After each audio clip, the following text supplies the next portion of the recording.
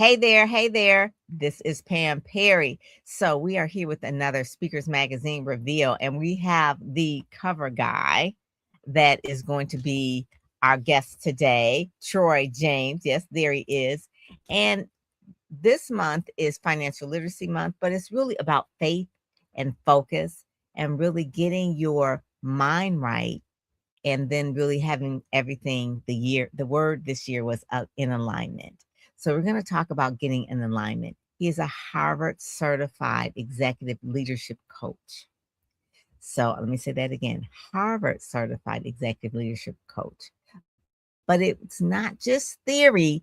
He's going to give you the behind the scenes story of why he made this pivot from corporate till now. So right after this little music bed, we're going to bring up Troy James.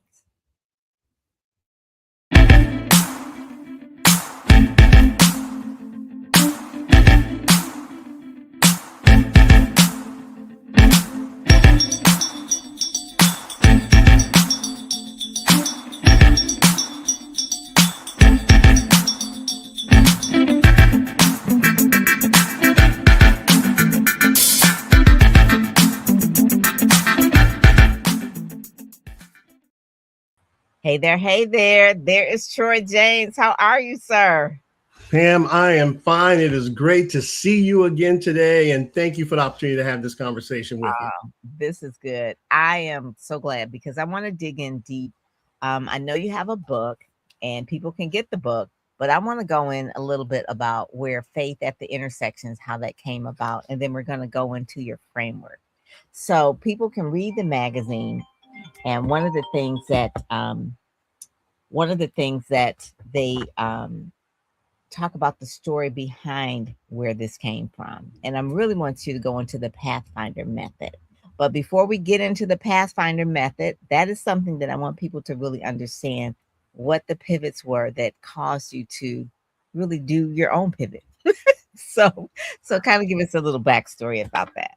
Yeah, sure. So again, thanks a lot. Right. So I am at heart a leadership strategist, right? And as you know, the founder of Valora, which is a consulting platform, and operate at the intersection of identity and transition. So I work with individuals, executive teams, mission-driven institutions that are navigating disruption, right? Visible responsibility and the all too common cultural strain, right? Both within and beyond the So, formal power structures, right? So so, so that's so that's my background. Yeah. right. So I want you to break that down. That's so much Harvard. Okay. Like Right. this is a Saturday morning, Right. and I Okay. want to like break it down. Like what does the structure, the culture, this kind of thing. So break it down to say a fifth grader. Okay. Let's just say let's break it down to a fifth grader, what that really means. Okay, great. So when I say I build leadership formation architecture, right, for executive leaders who are successful on the outside, right, but misaligned on the inside. There you Right? go. You're hitting home runs, but you're feeling burned out, Mhm. right? And through the Pathfinder method, right, which I'll tell you a little bit about, right, I help them separate identity from performance, so Mhm. that so that they can lead with clarity under pressure, So right? it's not really so much about who they are, or it's not so much about what they do, but who they are on the inside. So if let's just say a doctor quits being a doctor, there's still a different person on the inside that before the medical degrees and all of the accolades, who are they on the inside? And Yeah. so many people, especially today, have had jobs stripped away from them. I know one particular PR colleague has been really stressed with her business and she's been looking for a job and she has the utmost skills. And she said she's been looking for about 7 months hard, not finding anything. And at a certain point in time, it's like, who am I really? Like this, what I do she's married, got kids, family, but it can feel a little disheartening when you're trying to be judged on what you do and not necessarily who you are. And I want you to kind of dig into that and where people really have an epiphany, especially now in this economic times where a lot of people, especially a lot of African American women, almost like over a quarter of a million have lost jobs since the new administration came in. So, what do you say to people who their identity and their purpose and what they do is not in alignment, and they feel a certain way, but they look at reality also? Yeah, and I felt it was important for me to give this background before even jumping into the book, because I recognize that there are so many people struggling with identity right now. And based on what you said, right, when over 300,000 Black women get impacted at one time, then everyone is impacted in our community, right? One way or another, we know someone that have been touched. So most high performing leaders, right, no matter what your role is, we're all trained to measure our value by outcomes, right? If you made good grades, then you learned early, you're going to get complimented for your good grades. If you hit home runs, then you learned early, you're going to get complimented for your home runs. Well, when that happens, under pressure, your identity begins to fuse with performance, right? And when that happens, when results fluctuate, then stability fluctuates, right? Internal alignment separates who you are from what you produce. Mm-hmm. So that way, leadership stays stable under pressure instead of becoming reactive to results. So that way, if you're that leader that has been impacted, right? If you've lost the job to no fault of your own, right? To no fault of your own, then you're gonna struggle, because you've always equated your identity with your outcomes and your performance. And that's not who you are internally, right? Your identity is based on that same person who had all these dreams, all these goals, all these ideals before corporate America said that you weren't enough. Or before corporate America said you need to do it this way, and we will tell you what your value is. Right? No one else should be able to tell you what your value is. That should be an internal thing, right? That you find that you align with, that helps you drive forward, that helps you understand how you impact the world, that helps you understand why, whether you're a mom, whether you are the CEO, whether you're singing in the choir, you can have all three of those roles, right? But how do you align with your own personal identity as you're trying to serve all those different spaces, right? And I think that's where we get lost sometimes. I think when and maybe it's different for male and female, maybe that's it. But when I was beginning to choose a career, looking in high school, looking at my skills, but then I also wanted to make an impact. So it wasn't always about, oh, let's just make some money. You could be a lawyer, doctor, that kind of thing. I never really was going after money. I went after what was my gifting and what I was passionate about. And versus my husband, he was like, I want to just I want a good job. I want to be good at it, but I'm going to get the skills so I can get this quote unquote good job working in automotive. From Detroit, working in automotive industry. I have no interest in cars. I drive them. That's about it. So I really went into marketing and storytelling. They call it now journalism. But I really want to tell stories for organizations like nonprofits that were making a difference. Now, did I make a whole lot of money? No, but it was in alignment with what I felt was important to me. It was in alignment with my values. Not everybody can really do that, or not. I don't know what that was about me that really decided to do that. And I find so many other people that like, oh, I want to be a CPA, and they hate numbers, but they make good money. Or I want to do, be a skilled trade. They're good at it, but they really hate, the type of work. So, but in alignment, if you're in corporate, it's like, especially if you're in sales, you're only as good as your last sale, or you're only as good as your last objective that you achieve. And at a certain point in time, it can beat you up because you're not really in alignment with that. And so the Pathfinder, I find that when you created this system based on the different things, that's really important. And it really should have been something that we did or teach really in high school. Like, this is, you're going to spend, majority of your life working in a career. Don't let it be something that you hate or something that you despise or something that wears on your psyche and make you feel less than because you're not performing at a certain level. And I find that, well, you know, your career has been in like HR kind of thing. Most people really hate their jobs, and it's because they were out of alignment. So, Yeah. talk about your epiphany that you had when you realized this. Yeah. Well, from what you described, my life isn't much different than that. All right. My high school counselor didn't say, Troy, these are your skills, these are your gifts. Right. But I did see all the different occupations that made money. Right. And I just knew, right. I grew up in the 80s, right. I graduated high school in the 80s. So I wanted to have a job that made money. It had, and let me tell you something.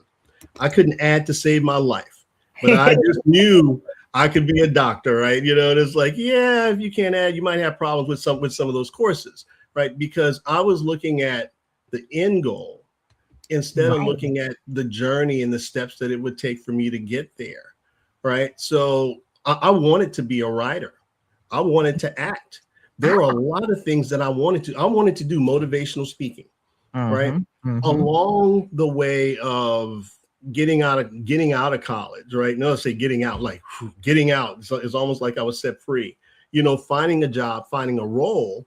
What happened is you forget about the things you love to do, and you start doing the things you feel like you have to do Ooh, to that's a be word. successful or to survive, Yeah. right? And society kind of, you know, says, hey, if you're going to get married, you need to, you know, if you're a male, you're going to get married and you're going to have kids, you need to be able to do all these things, right? And let's say you grew up in a household with successful parents. You looked at what made your parents successful because maybe you weren't in those bedroom conversations that they were having. So you decided, well, I need to have a job like this, or I need to pick a wife like this, right? If you're a man, or if you want to pick, I need to pick a spouse this way. So you go on about making decisions based on these learned behaviors that you have along the way, and you try to replicate what you've seen and what you lived. And along the way, you recognize that, well, this replication thing, I'm not happy in it, right? Because I forgot that I like to write. I forgot that I wanted to be a motivational speaker. I forgot that I like service, right? And in my 20 years of working with Starbucks, and I learned that I love service, right? I created the All-In program with Starbucks, which is we touched 145,000 lives in 83 cities over 4 years. Huge impact, right? Where corporate partners got together with nonprofits, and we gave away backpacks every July through August for 4.5 years, growing every year, I love touching stuff like lives. Yeah, meeting people at the intersection of needing hope, empowerment, and agency. I forgot how much I loved it, right? Until I started doing that. Yeah. And then once you start doing it, you know, you realize that there's a challenge sometimes to doing it, right? And what you thought would be the greatest thing isn't always the greatest thing when your joy gets stolen, because, you know, when you're really trying to create something, and not everyone can see your vision, you have your own push and pull, right? I dealt with my own issues of who I wanted to be, and the imposter syndrome of being in rooms where I didn't feel like I should have been in there, even though I was fully capable. And one of the things that you said that you didn't really realize how much you loved it or what you missed or something that just lit you up. And I think I grew up in a household where my mother was a homemaker and my dad was a mailman. And it's not like he grew up and said he grew up in the Depression, you know. So really, just getting a good government job was the goal. That was the thing, because I mean, his parents before that were sharecroppers. Okay, so then he got these kids, and my dad graduated from high school, went a few years to college, and then he got a good government job working as a mailman, and he retired doing that. Did he love it? I don't think he hated it, because he kind of had a little bit of autonomy. His route as a mailman happened to be the neighborhood that he grew up in. So that helped, because they knew him. So when he finished his route early, they would invite him in for coffee or snacks, or, they always knew him. Christmas time, I just remember how much love they had for him as a mailman. They would give him like gifts and money. And I'm like, wow, but he just, I think he was the type of person that was appreciative in anything. And it had to do with the timing. Again, being a African American man growing up in 1930, and then, beginning to work and before civil rights. So he loved what he did because he had respect for that job and people respected him, and he Yeah. had value. People saw the value in that. Now, on the weekend, he was involved in other things that lit him up. Obviously, he was involved in church and that kind of thing. But I remember, Troy, when I knew that something was different that I needed to do. I was working at the Free Press, my first job out of college, great training ground, but I wasn't really in love with that. What I did love was the things that I did on the weekend or after work, which was the volunteer service things. It was National Association of Black Journalists. I started an organization called Blacks in Advertising, Radio, and Television. We were giving scholarships. We were all those things. So I would run from work and go do these volunteer things that really lit me up. And I realized that I was getting sponsors. We had like 1,000 kids that we were mentoring and that kind. I said, to go into advertising, radio, and television. Those were the things. And I said, you know what? If I'm gonna I spent 7 years at the Free Press. I'm gonna spend all this time, 8 hours a day doing a job that I'm just like kind of lukewarm about, but I'm lit up for the other stuff. I said, why don't I find a job? This is what my thing is, that lights me up all the time. And that's when I sought out jobs that were in the nonprofit realm, that, again, like you, with service, things that really lit me up. And so that's where the career kind of started for me, in terms of like storytelling and helping people like yourself that are authors, helping them tell their story. Now, you could do PR for anything. We could do PR for hot dogs, books, cars, doesn't matter. But I chose this. And that's when that alignment is. But it's only when I didn't have a mentor, but it was just an epiphany. I guess you would say it was the Holy Spirit that says, you know what, this is where you need to be. But if you don't have that, you can't take the time to really have that, or you feel like it's too late. That's where your Pathfinder program or assessment really helps, because then you get back on the right path, I guess you would say. Get on the right path.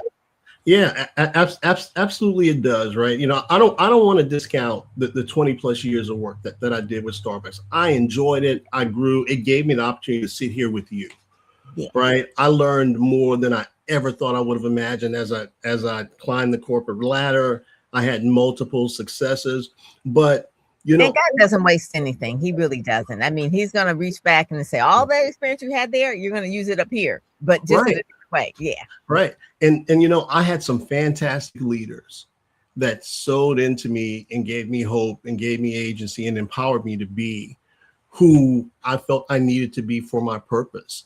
But I didn't know how to articulate my purpose. And as I look back over my career, I looked at spaces where, when I lived into my purpose, whether it was working with the ERGs, right, the employee resource groups, was doing the community work, everything that empowered people to have agency, that's where I found joy in addition to my role, right? So it even helped me in my role because, man, I was having so much fun fulfilling who I was created to be, that it allowed me to achieve on my job that I don't think I could have if I wasn't as engaged as I was in all the other places. And I had leaders that supported that work.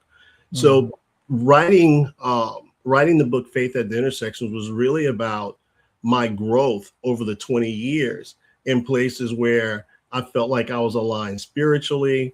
I thought I knew I could see God's hand in my life working, and move me from place to place. But then I would hit a space where, like Jay-Z said, it was all good just a week ago, right? I'm just going along, and then pow, and I would run into a wall, right? And it could be because of someone else, it could be because of a family member, it could be multiple issues, but they're the kind of issues that stop you in your tracks. Yeah. And that's where God was trying to help me to notice. Help me to notice what is going on. So from that journey, I wrote the book. And then from writing the book, I realized that Faith at the Intersection is really the spiritual formation of the psychological insights that built Pathfinders, right? Mm. And Pathfinder is truly the method in the process of helping leaders move from a performance-driven leadership to formation-driven leadership, right? From performance to formation. So now we're working from an organic place of why you love to do the job, because Yeah. now you're remembering what your skill sets are, right? We've Now got you remember what your purpose is, right? we've And now got you're able to move that forward. Yeah. I love that. I love that. We've got Brian J. Oles, who is the founder of Black Speakers Network. And he's saying this is an outstanding conversation. He's not going to come on, but I'm going to tell you a little bit about Brian. Brian was working in a job that he loved. And but he also was starting Black Speakers Network on the side. It became such a passion project for him that it grew to from maybe 100 people, 1,000 people to now like 14, 15,000 people that are part of Black Speakers Network. He was touching all those lives. And eventually, I want to say it's been 5 years, if not 6 years, where he left his job and now he runs Black Speakers Network full time as an entrepreneur. But it was something that just that was in him all the time, but he walked in it slowly. You know, he was doing this job, but he didn't just like quit his job. It's like, you know what, I think I'm gonna do this Black Speaker thing and I'm gonna leave tomorrow. It took some time. Brian, how long did it take for you to actually like make the transition? And now it's his mission, it's his calling. When people see Brian J. Oles, it's like, oh, it's the guy with Black Speakers Network. But it started because he has a way of seeing things to organize it. That was what he was doing on this job. Mm-hmm. But he also has a way to connect people together that really, for speaking, he himself was afraid of speaking and he was good at Toastmasters, but he realized that he can put it all together. And he had some mentors and things that kind of pulled it out of him as well. So Brian is now walking in his full purpose, and it's growing. It's always gonna. It's a path. You don't say like it's a journey.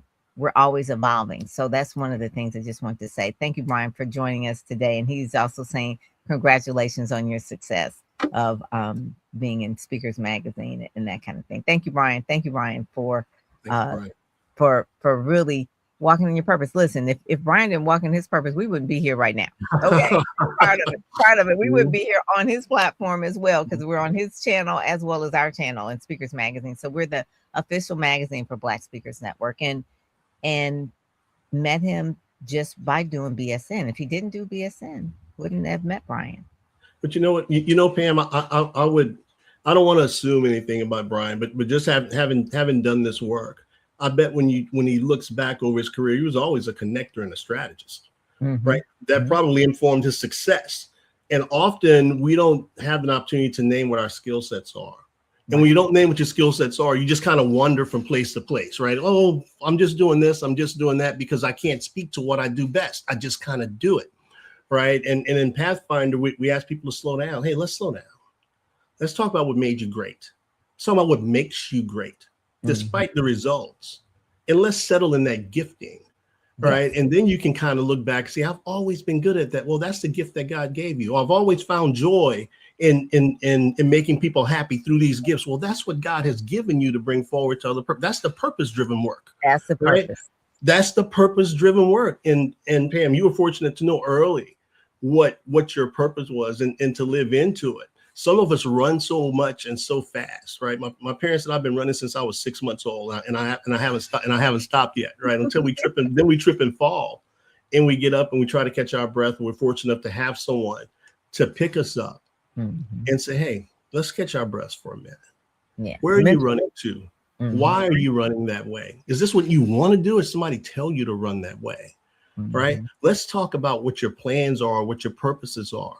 What have you always wanted to do that's set on the back shelf because you were doing something for other people? Ooh, do not let that. The older I get, the more I said, I want to live a life where I maybe made mistakes and I learned from them versus living a life of regrets of something that I wish I would have did. I never want to be that person. I wish I would have. We stumble into that, right? We stumble into it. It's seldom intentional, right? It could be when I think about the 300,000 women, right, and I come back to that because of the role that Black women have always played in our culture, right? Always filling the space of what needed to happen, always doing the thing that needed to happen, and then getting impacted in a way that they didn't ask for it. Talk about faith at the intersections, right? I did everything they said for me to do, and now what?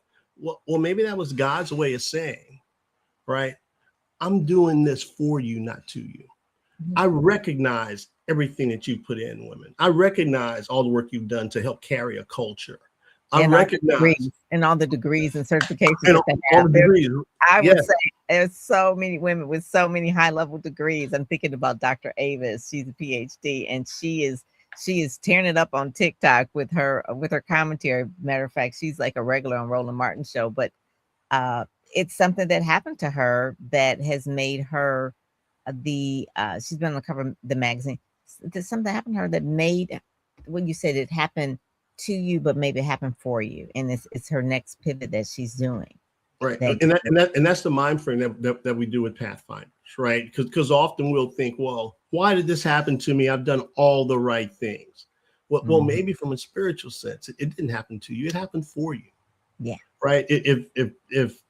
If you're a Christian and you believe in a God where He just wants good things for His children, right? Only good thing. I know the plans I have for you, plans to prosper you, not to harm you, to give you a hope in a future. If those promises are true, then He didn't plan for any harm for you, right? Maybe that was the only way you were going to leave that 6-figure job to get the 7-figure job, right? Maybe there was something else that was coming down, along the way. Maybe in this year of Jubilee, He has a bigger plan for you, right? Because you've done all the right things.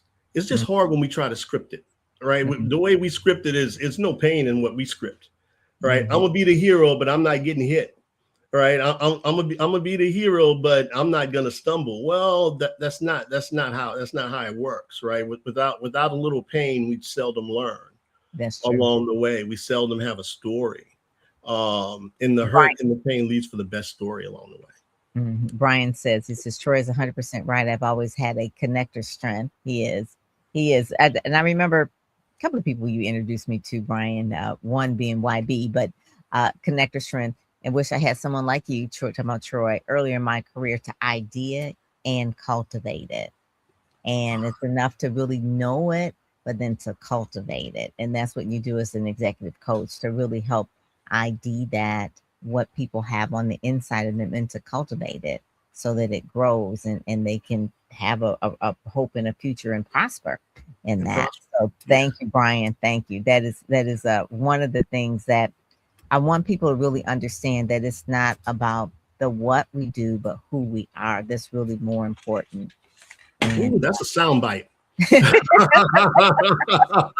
really is. Hashtag right there, right? It is, because I want people to feel like you are not your job. You are not your job, because you can go. I remember when I started my company, and I didn't really realize it was quote unquote, I was just doing things for people and they were paying me, right? I didn't really realize it was a business. I thought it was a freelance or whatever they called it way back in the late 90s. And I realized at that point that, hey, I'm providing a service for people who really see my skills and gifts. And so you can make a living, you can have a business and do a career with things that you love and passionate about. You do need to cultivate it. You do need to know what you're doing, but at the very least, know that you don't have to be at the beck and call of a company and a corporate, what they call it, golden handcuffs, because you're the person on the inside. Wherever you go, you're bringing that light. So I want people to understand that. And this book right here that Troy wrote, Faith at the Intersections, will allow you just to sit still with yourself, stop scrolling and just sit still and actually go through and do the questions and do the workbook information, because it's something that is going to be your future. We can go through and just try to compare and see, follow what other people are trying to do, but it's your life is mapped out the way God wants you to map it out, but He wants you to sit still to really understand What is it about your life, your family, your friends, your money, your health, your work, all these things that are important to you? Where do they fit in? So that I want to say that. And Yeah. clarity is key. Clarity is key. It is so, so important. Don't walk around life confused. Yeah, Please. clarity is important. I have some good friends that have used the book, and they're in Houston, and one has a nonprofit, and they meet at Alex Middle School once a week. And Alex Middle School is a school in Houston where there'll be a lot of troubled youth. And he said that what he's found, walking them through faith at the intersections, is that the book is a one-stop shop, right? It is literally a one-stop shop, as the study guides are in there, the facilitation guides are in there. It is a step-by-step process of how to engage as a leader, and how to engage anyone from kids to the adults, right? When I say kids, it can be 6th grade, 7th grade, 8th grade, as they're all coming to these intersections in their lives. And one of the stories that he told me was that there was a kid, he had gotten in a fight that afternoon, right? And he was in trouble, right? Because he had some priors. He said, but during the Bible study that evening, they talked about coming to the intersection where the light is yellow and you have to proceed with caution. And the kid shared how that impacted him, because he kept running through intersections, right? While looking back at past pain, at past trauma, all right? Instead of slowing down and cautiously maneuvering life, which in layman's terms, right? The pain and the trauma that he had was causing him to keep moving no matter who was in the way, right? He felt like he had somewhere to go and something to do with no direction. And the facilitator said that getting to that intersection of the yellow light, the kid said it helped him to recognize that he needed to slow down. He needed to reframe, right? Because he wasn't looking at life with the right perspective. And as a kid that's been running since he was 6 months old, I understand the opportunity to slow down and breathe, and to notice what's going on around you. And that's what the book does. It's a great facilitation book, whether you're going to use it for your Bible study, for your church, or whether you're going to use it for something, with the youth. The stories are easy to engage in. There's a stopgap measure. There's steps for each one. There's a way to pray. There's a way to meditate. So it gives you a lot of tools, right? And I think that's important. It gives you a lot of tools to be able to facilitate moving forward. Because telling someone just to pray, well, pray is gonna be okay. Yeah, pray is all good. But what about the same bad habits? Yeah, what about the same bad habits I've been having, right? How do I fix that? You need some steps. And the book gives you steps, right, that you can slowly begin to initiate. And so does Pathfinder as well. Yeah. And people can also use it in corporate. I mean, if that's right. When I was in a nonprofit, we would do a study. We would do like book clubs before work, and we would just take a half an hour. It helped with the team to kind of gel together, but it also, the book itself was a personal development book. It was like a leadership training book. So that's really like the main thing, leadership training. So I think Monet is gonna like bring up the publication now, but really I want to just the method goes over 5 pillars. I just want to say this really quick. Resonance, design, becoming, integration, and momentum. And that you've got to go inside to read more about it. But the cover of this, tell us a little bit about this bridge in the background here. Where is that from? So I live in Baton Rouge, right? And that's the bridge of the Mississippi River. Fun fact that I'll share with you. So, I-10 runs from California, to Florida. There's one place in the country where it gets down to one lane, and that's across that bridge. That's across that bridge. I did not know that. Yeah. So if you're on a Friday afternoon, I'd say come through early or come through real late. and I think it's appropriate as it gives you an opportunity to slow down. Go ahead. I'm sorry. And you're a bridge builder too. I am a bridge builder.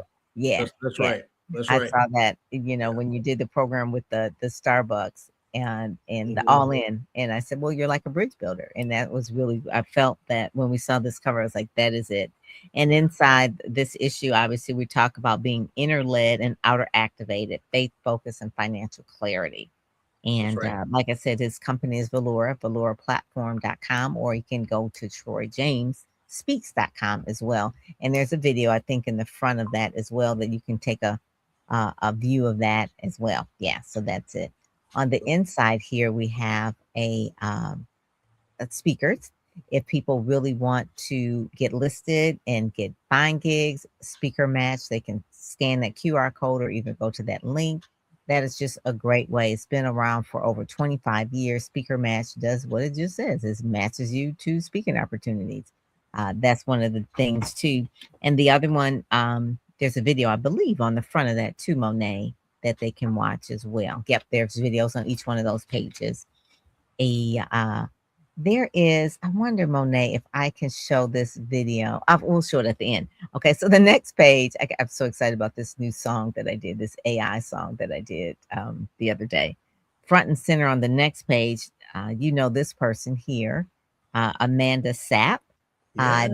That video there is, she was interviewing you when you were at Starbucks there, I believe. That's right. So they can watch that as well. She is, how did you meet Amanda, or how did you all come to know each other?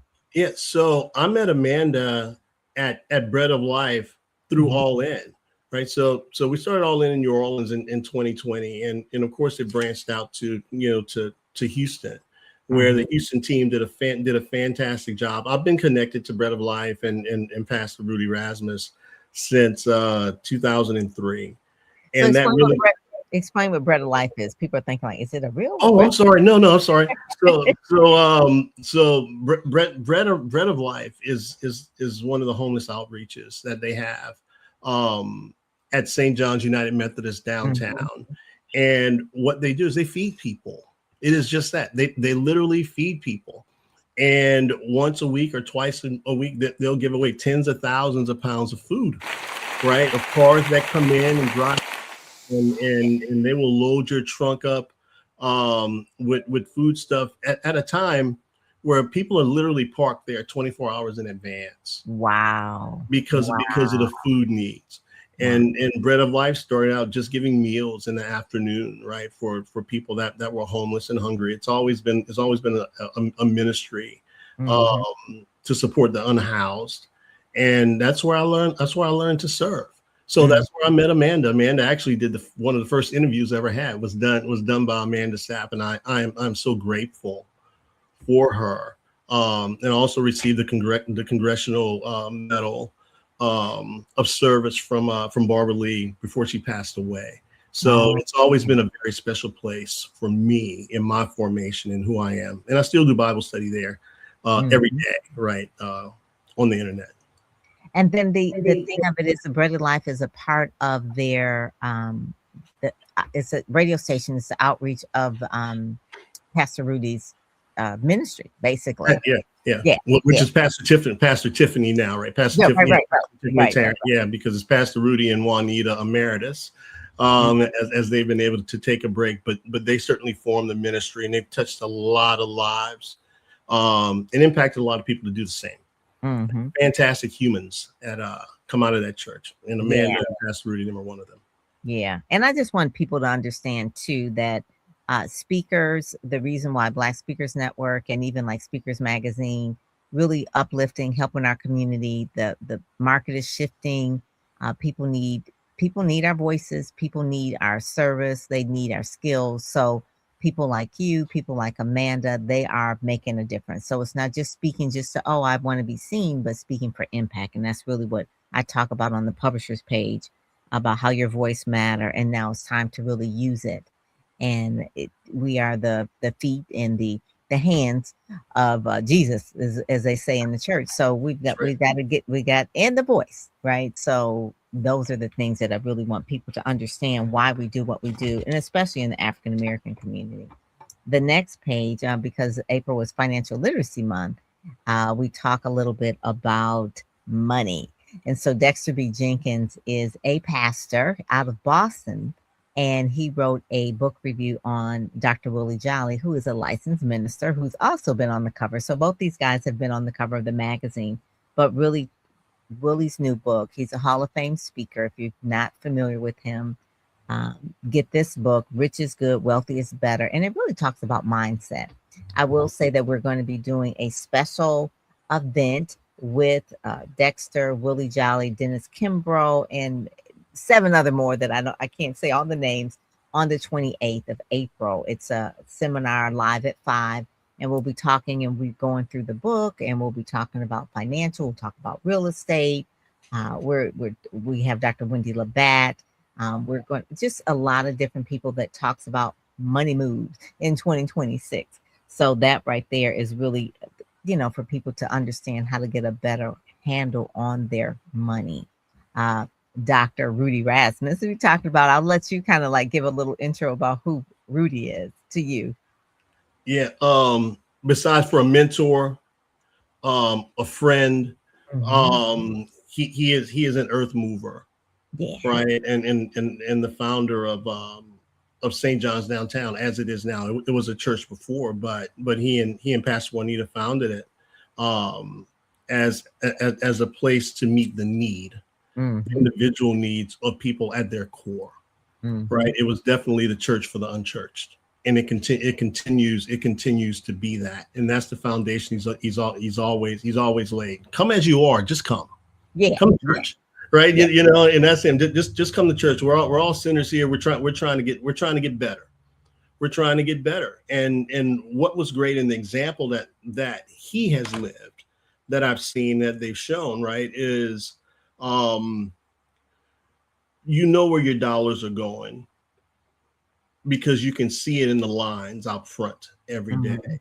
Wow. When people need a meal. You can see it in the housing that's been built.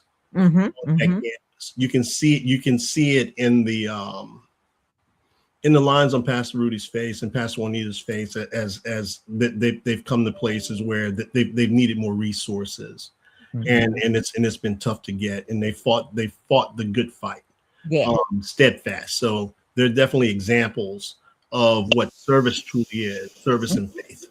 And he happens to be the pastor of a couple of famous people. You want to name who they are?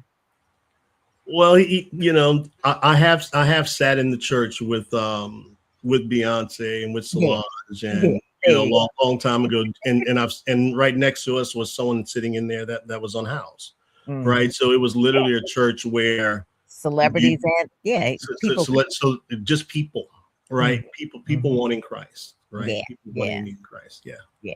So Tina knows as well that is a part of that as well. So yeah, it's Pastor Rudy is pretty remarkable. I did a couple of his book launches, as well as Pastor Juanita's book launch as well, called Learning to Be, which is really her testimony as well. But it's a great book. So Dr. Rudy Rasmus, thank you so much for your service. You are still doing things. He's still cooking up stuff. Well, he's still cooking up stuff. So, he's not going to sit still for too long. So, yeah. So even though he's not pastoring every Sunday, he's still got a lot of things that he's doing in the community. Still serving.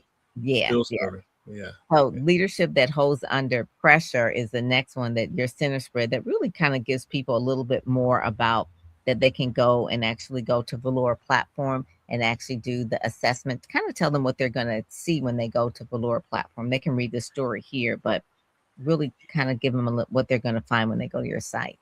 Yeah. So when you go to Valora platform, you'll find a couple of things. You'll find out a little bit more about who I am and what we do. You even might find a speech or two that I given at one time.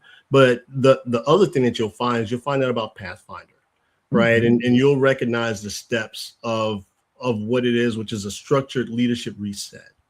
Right, as we continue to help leaders identify where their identity has fused with outcomes, and we clarify who they are independent of performance, right? And then we give the steps of how to rebuild, how they make decisions and lead, and how they can operate from a foundation of their truth, right, and not who someone expects them to be.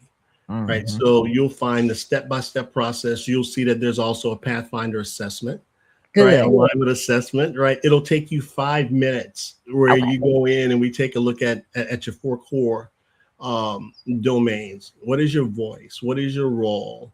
Right? What is your frequency? Right? Mm, How do you carry yourself?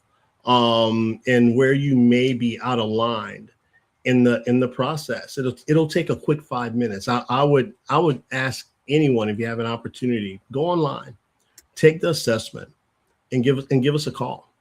Right, we'll be able to speak to you about the results that you've seen, and you'll begin to recognize that through the no fault of your own, you're not the only person that's trying to navigate um, the challenges of that comes from this change space that we've been in since 2020. Right, mm. there is a psychology of change, right, that we're all working with, and at its core, the psychology of change is it's about the one tension: my desire for growth versus my desire for safety. Yeah, Right, and we help you work through that. I love that. I love that. So they can actually go to Troy James Speaks, go to the site as well, That's right. and take that assessment. And that's one of the things too. And it will be good too if you get the link, send it to, if you're working in corporate, send it to some of your team members and things like that, and all of you take the assessment and then discuss it, and then get Troy on the phone, and he'll see if maybe you do executive group coaching as well. Yeah, we do executive group coaching. We do workshops. We do one-on-one, because Yeah. the difference between our work, right, is that we believe that individual alignment is the input and team coherence is the output. Mm, So you don't build an aligned team by working on the team. We believe you build it by working on the people inside of it, the people inside of the system. yeah. Right. And then when we do that, then you can create a shared structure for those aligned individuals to operate within it together. Too often we're trying to fix systems. Systems are fine.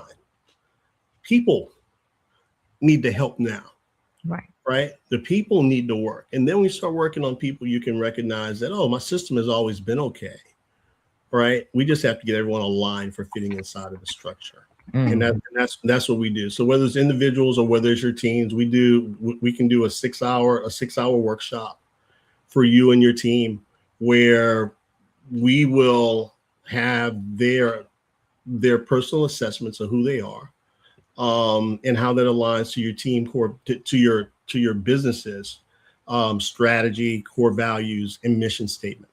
It's all supposed to tie. It all ties together, and I'm sure that's something natural for Brian, right? Who sees strategy and structures and things like that as it all ladders to something. Mhm. And if we sign up to work for a company or for a business, right, it's okay that there are systems and processes. Our goal should be to be the best that we can inside of it. But I think where we've gotten a little off as a society and as a business culture is that we forget to work on the people and we keep trying to refine the systems.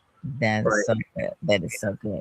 There's Mhm. someone in this issue too that I want you to meet. He is actually in Louisiana as well. Next page, Monet, you can see Dr. Antoine Jasmine. I believe he is he think he said about 40 minutes from you. Yeah. But yeah, he is what they call urban prophet, talking about clarity and leadership and faith. And it's just not a coincidence that you all are in the same issue. So I want to definitely make sure that you meet him as well. Area code 504. So if you kind of know that, that's like in that area.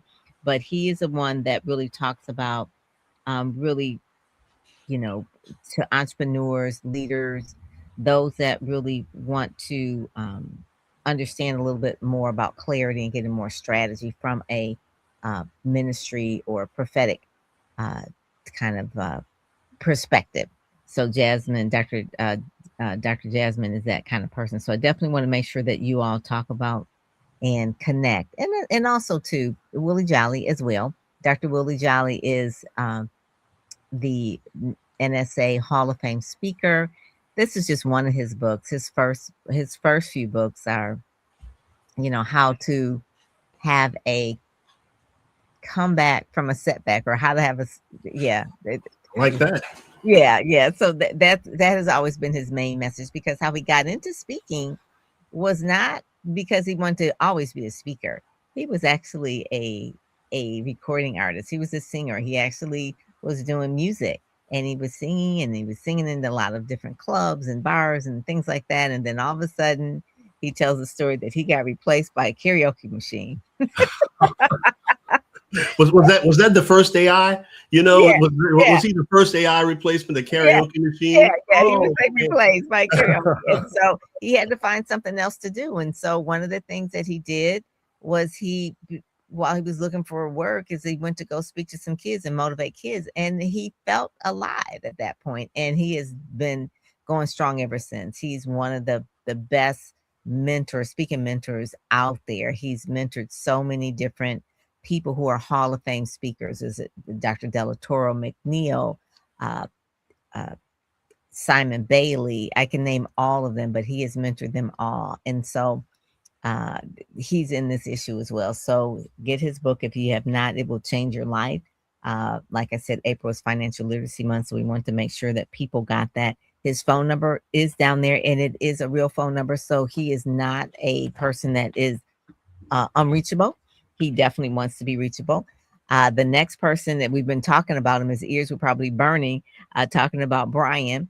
And Brian is really, really big on systems and people, but he talks about beyond the fee, building financial security as a professional speaker. Please, for those that are part of Black Speakers Network, you need to read this. Okay, it's beyond the fee. So you want to make sure that you are uh, listening to Brian, and also to go to blackspeakersnetwork.com.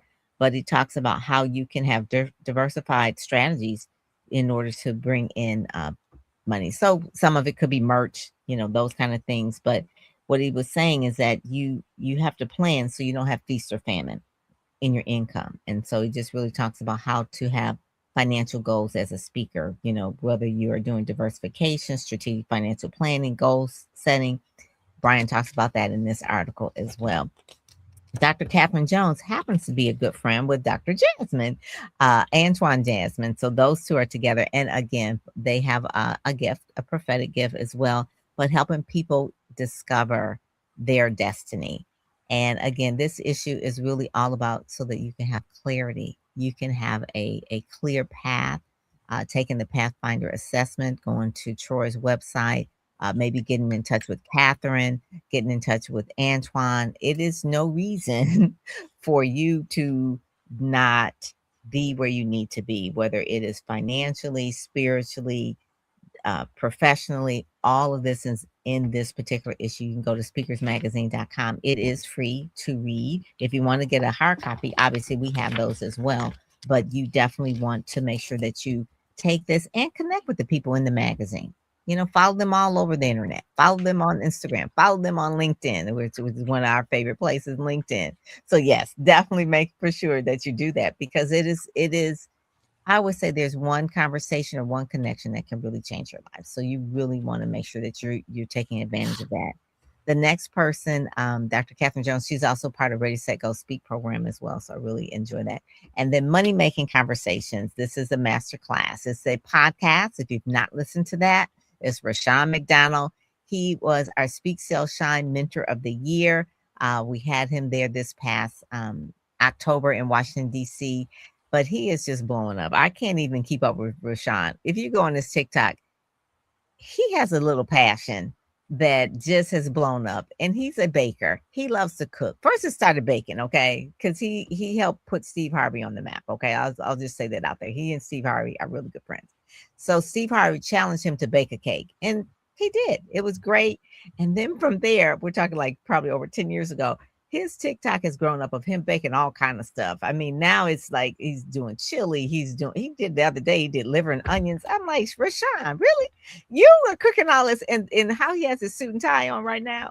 He's cooking all the time in that same kind of suit and tie. I was like, how you not have an apron on and you just anyway, Rashawn has a studio in Atlanta. He helps produce movies. He helped produce the Think Like a Man, but Think Like a Man, Act Like a Woman, or Act Like a Woman, whatever that movie was, the Steve Harvey in. He put that together. He helped put together the deal with Steve Harvey to doing the Family Feud. So he's the brain behind a lot of brands. He works with Stephen A. Smith, and there's a movie out that he kind of had something to do with Keith Sweat.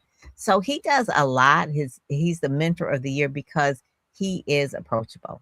He is approachable. And if he invites all the people on Speak, Sell, Shine, a few of them have been on his money making conversation masterclass. Definitely, Troy, you're going to be on there as well. But he loves talking and digging deep into what makes people tick, and then helping them live out their brand in a big way. And that's what he did for Steve Harvey and so many others as well. The Speak, Sell, Shine, that's coming up in October. We're taking applications for that. You can go to speaksellshine.com. And then the last page, we always try to give a little preview of events that are coming up.